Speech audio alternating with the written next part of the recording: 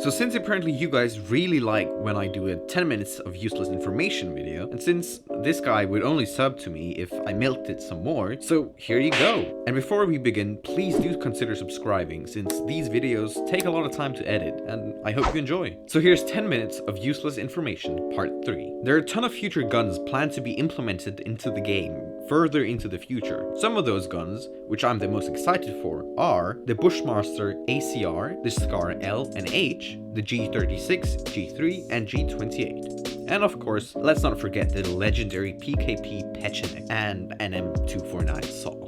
Also the AUG and the Scorpion amongst the many. And for secondaries, of course they plan to implement none other than a Desert Eagle and an IWI Uzi, and whatever this thing is. Many, if not all of the glasses, or tactical glasses in the game, actually have a use.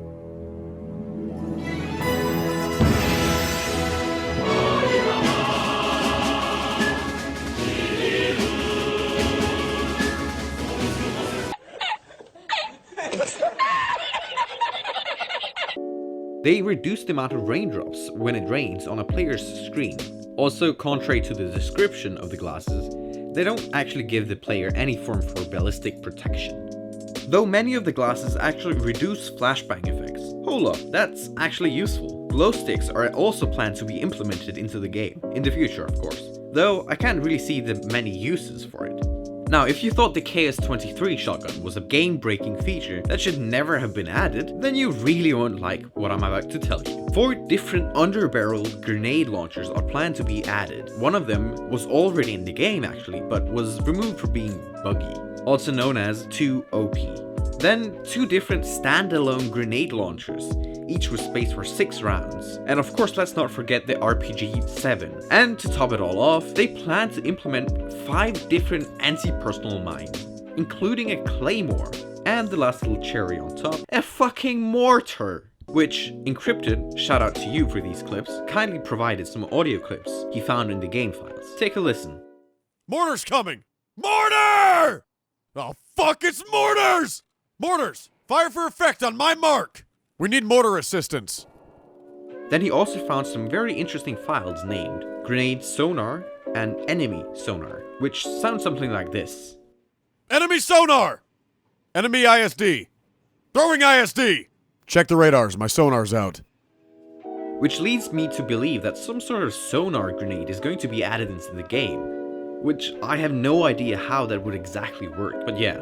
Nikita, I guess. Then he also found some sounds for a PDW and an arena mode. Take a listen.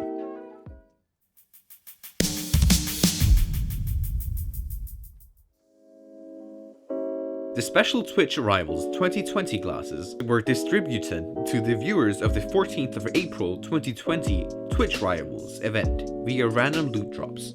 Though they actually first appeared in the game after the release of the 0.12.4.6673 patch that was released on the 8th of April, as a random drop from the scav case. This was likely unintentional actually.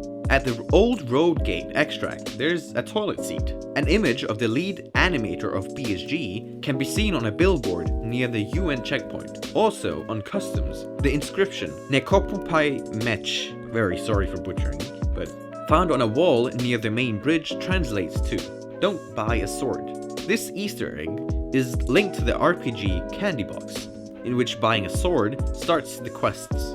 Some fuel tanks sport the inscription "What's up" and a linked website. This is the short form for "What's up" and refers with the logo to the instant messaging app, WhatsApp. The URL of the Battlestate Games website can be found on a blue panel near the factory shacks. And lastly on customs, a green screen can be found in one of the buildings with bloodstains, a camera, and a dinosaur toy. It refers to the fictional execution of Jonathan Miller, a protagonist in the game Battlefield 3, developed by DICE. The LEDX, survival kit, and the sick case are all based directly on items that can be found in real life. This is the LEDX counterpart, sick case, and here's the survival kit real life counterpart. The Battered Antique book is a reference to the movie Harry Potter and the Chamber of Secrets, where Harry Potter uses a book to set the house elf, Dobby, free. This is the inscription of the vodka in the game, Tarkovskaya Firewater. It is not recommended in principle to use it, alcohol is harmful and all of that, but sometimes it is necessary to relax after the battle. No need to raid Area 51 to see them aliens after all. The xenomorph ceiling foam is a reference to the xenomorph, which is the monster in the horror film series Alien.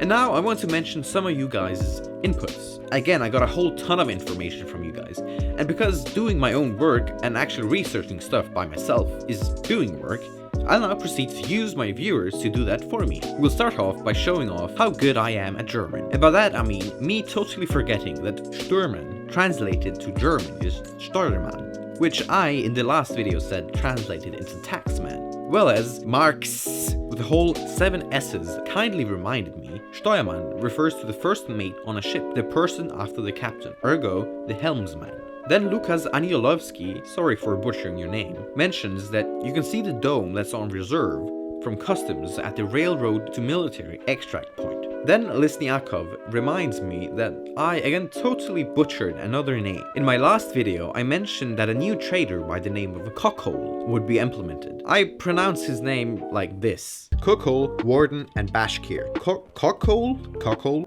His name is actually supposed to be pronounced like this, Hoho, and is apparently Russian slang to talk about a Ukrainian. Then we apparently got a history major in the comments. Johnny J explains that Peacekeeper's name, Tadeusz Pilsudski, which is Polish, is not coincidental at all. Józef Pilsudski was a very important Polish politician from 19th/20th century who had an immense role in establishing his country, Poland, after they regained independence in 1918. Tadeusz, I'm sorry for butchering the name again, on the other hand, may refer to Mr. Tadeusz, which is a Polish national epic written by Adam Mickiewicz. What is more interesting, the name Tadeusz and surname Pilsudski are rather uncommon in Poland nowadays, so Tadeusz Pilsudski is definitely not a John Doe from Poland. Also, apparently the arena mode will be a separate purchase according to Ponta. Arena mode being one of the new upcoming game modes, which is one of the 3 modes I mentioned in one of my last videos. Also, fine, since this whole video is just me caving into you guys. Skunt gang, you happy now? I said it. Anyways, unfortunately there wasn't more input I could steal, so from now on I'll have to do my own research.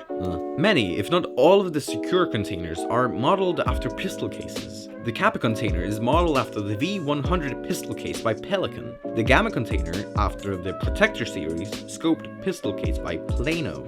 The main difference between the real-life counterpart and the in-game cases is the coloration, of course. This is the description of the Dead Moroz hat. Headpiece of Dead Moroz, Grandfather Frost, a traditional Russian hat. If you want to get really hardcore in the New Year's Eve, Dead Moroz is the name of a fictional character in Russia who brings presents to well-mannered children on New Year's Eve. There are 10 different armored rigs in the game currently, with a lot more being planned to be implemented. There are 19 non-armored chest rigs in the game. I told you it was gonna be useless info. There's a modded M4A1 in the game called the Space Trooper, which is of course a reference to the Stormtroopers from Star Wars. There's an actual Nerf gun in the game, which I honestly believe is a real Nerf gun that was made to counter the neighbor's kid not calling his hits.